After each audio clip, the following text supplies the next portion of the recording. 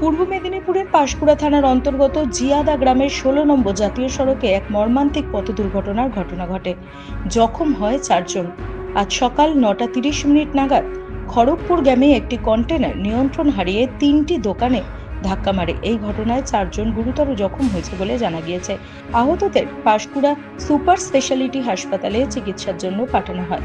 ঘটনাস্থলে আসে পাঁশকুড়া থানার পুলিশ ও ট্রাফিক বিভাগের আধিকারিকরা।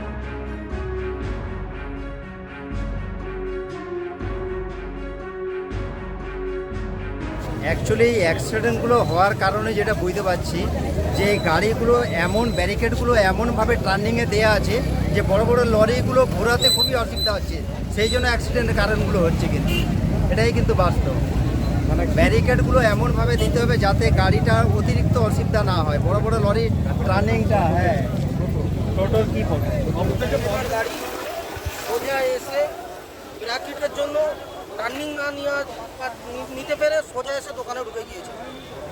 মোট কটা দোকানে ঢুকেছে? 4টে দোকান। 4টে দোকানে, মানে কেউ আহত হয়েছে? 5 জন আহত। মানে যারা আহত হয়েছে তারা কোথায়? হসপিটালে গিয়েছে। 2 জন বাড়িতে আছে, বাড়িতে চিকিৎসা চলছে। আর যে লরি চালক ছিল সে কোথায়? লরি চালক একটা হেল্পার ছিল, একটা ড্রাইভার ছিল।